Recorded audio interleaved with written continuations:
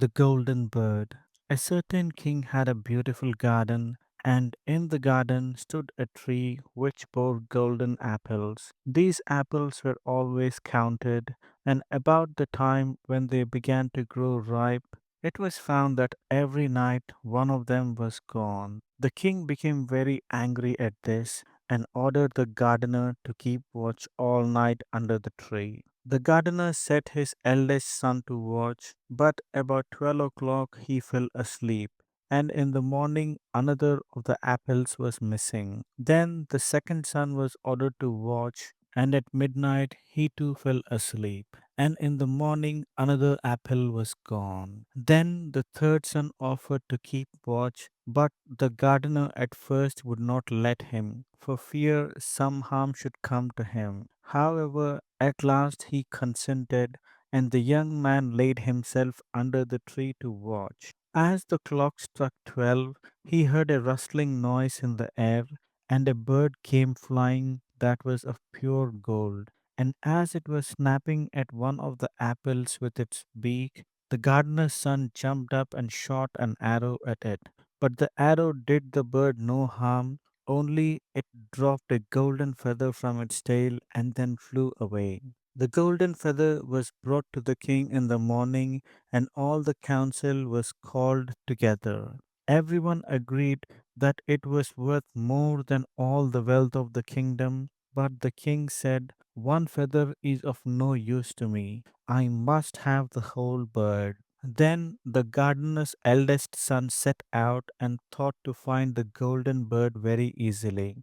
And when he had gone about a little way, he came to a wood, and by the side of the wood he saw a fox sitting. So he took his bow and made ready to shoot at it. Then the fox said, "Do not shoot me, for I will give you good counsel. I know what your business is, and that you want to find the golden bird. You will reach a village in the evening, and when you get there, you will see two inns opposite to each other, one of which is very pleasant and beautiful to look at. Go not in there, but the rest for the night in the other, though it may appear to you to be very poor and mean." But the son thought to himself, "What can such a beast as this know about the matter?" So he shot his arrow at the fox, but he missed it, and it set up its tail above its back and ran into the wood. Then he went his way, and in the evening came to the village where the two inns were. And in one of these were people singing and dancing and feasting, but the other looked very dirty and poor. "I should be very silly," said he, "if I went to that shabby house and left this charming place." So he went into the smart house and ate and drank at his ease and forgot the bird and his country too. Time passed on, and as the eldest son did not come back and no tidings were heard of him, the second son set out, and the same thing happened to him. He met the fox, who gave him the good advice. But when he came to the two inns, his eldest brother was standing at the window where the merrymaking was, and called to him to come in. And he could not withstand the temptation, but went in and forgot the golden bird and his country in the same manner. Time passed on again, and the youngest son too wished to set out into the wide world to seek for the golden bird. But his father would not listen to it for a long while, for he was very fond of his son and was afraid that some ill luck might happen to him also and prevent him from coming back. However, at last it was agreed he should go, for he would not rest at home, and as he came to the wood, he met the fox and heard the same good counsel. But he was thankful to the fox and did not attempt his life as his brothers had done. So the fox said, "Sit upon my tail and you will travel faster." So he sat down, and the fox began to run, and away they went over stock and stone so quick that their hair whistled in the wind. When they came to the village, the son followed the fox's counsel and without looking about him went to the shabby inn and rested there all night at this ease. In the morning came the fox again and met him as he was beginning his journey and said, "Go straight forward till you come to a castle, before which lie a whole troop of soldiers fast asleep and snoring. Take no notice of them, but go into the castle and pass on and on till you come to a room where the golden bird sits in a wooden cage. Close by it stands a beautiful golden cage. But do not try to take the bird out of the shabby cage and put it into the handsome one, otherwise you will repent it." Then the fox stretched out his tail again, and the young man sat himself down, and away they went over stock and stone till their hair whistled in the wind. Before the castle gate all was as the fox had said. So the son went in and found the chamber where the golden bird hung in a wooden cage, and below stood the golden cage, and the three golden apples that had been lost were lying close by. Then he thought to himself, "It will be a very droll thing to bring away such a fine bird in this shabby cage." So he opened the door and took hold of it and put it in the golden cage. But the bird set up such a loud scream that all the soldiers awoke, and they took him prisoner and carried him before the king. The next morning the court sat to judge him, and when all was heard, it sentenced him to die, unless he should bring the king the golden horse which could run as swiftly as the wind, and if he did this, he was to have the golden bird given him for his own. So he set out once more on his journey, sighing and in great despair, when on a sudden his friend the fox met him and said, "You see now what has happened on account of your not listening to my counsel. I will still, however, tell you how to find the golden horse. If you will do as I bid you, you must go straight on till you come to the castle where the horse stands in his stall. By his side will lie the groom fast asleep and snoring. Take away the horse quietly, but be sure to put the old leathern saddle upon him and not the golden one that is close by it."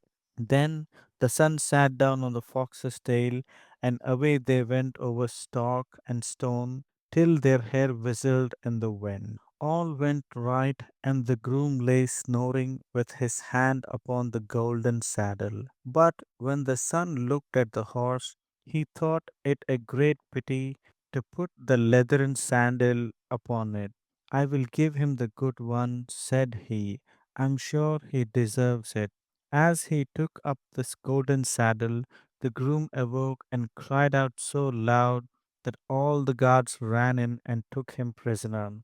And in the morning he was again brought before the court to be judged, and was sentenced to die. But it was agreed that if he could bring there the most beautiful princess, he should live and have the bird and the horse given to him for his own. Then he went his way very sorrowful, but the old fox came and said, "Why did not you listen to me? If you had, you would have carried away both the bird and the horse. Yet will I once more give you counsel. Go straight on, and in the evening you will arrive at a castle. At 12 o'clock that night, the princess goes to the bathing house. Go up to her and give her a kiss, and she will let you lead her way. But take care you do not suffer her to go and take leave of her father and mother."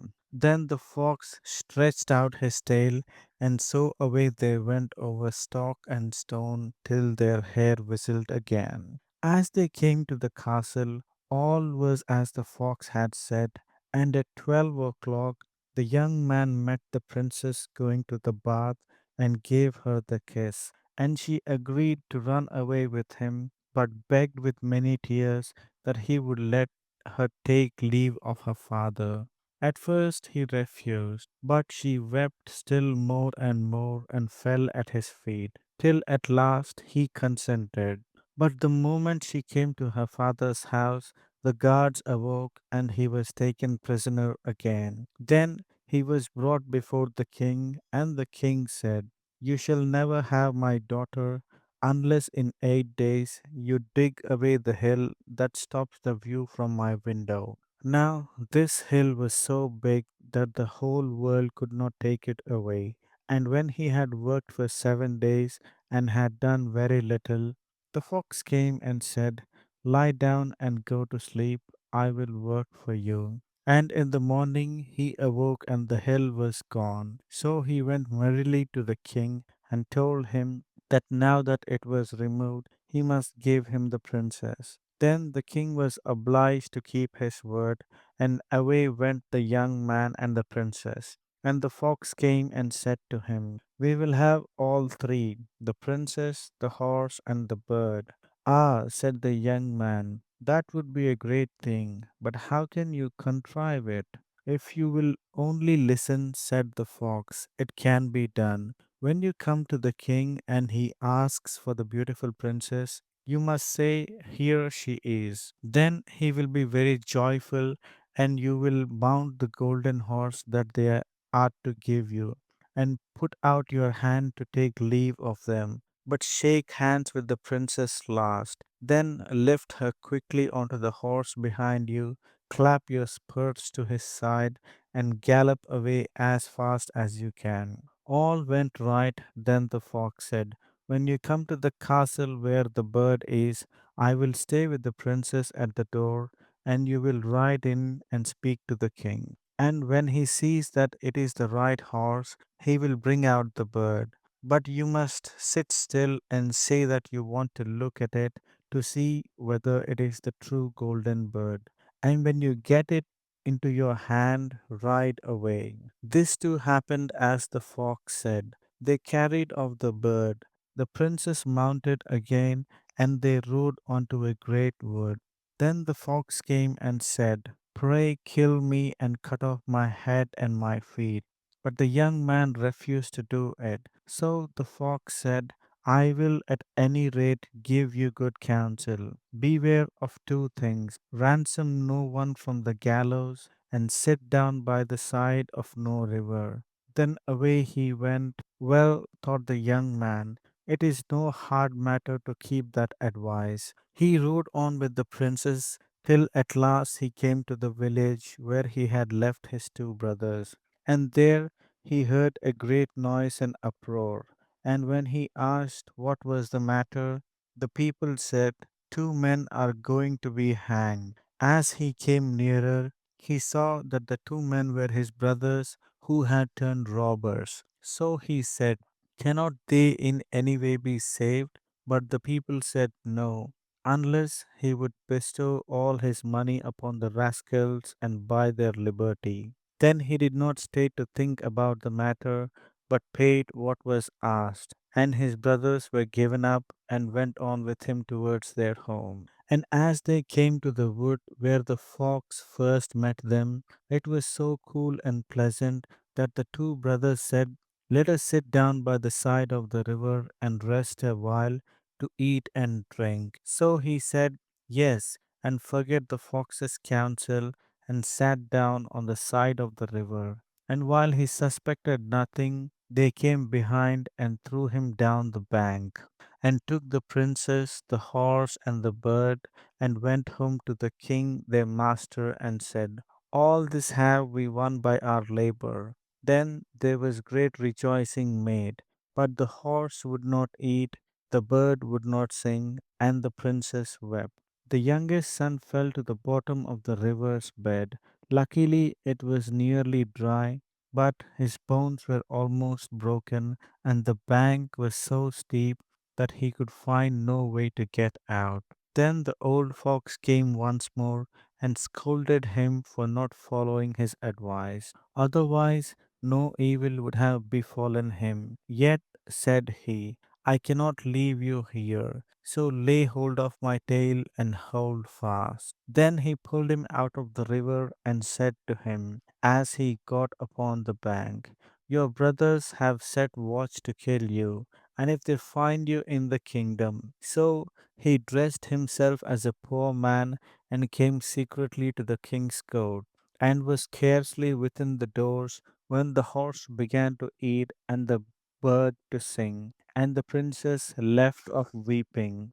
Then he went to the king and told him all his brother's roguery, and they were seized and punished, and he had the princess given to him again. And after the king's death, he was heir to his kingdom. A long while after, he went to walk one day in the wood, and the old fox met him, and besought him with tears in his eyes to kill him and cut off his head and feet. And at last he did so, and in a moment the fox was changed into a man and turned out to be the brother of the princess who had been lost a great many years. The end.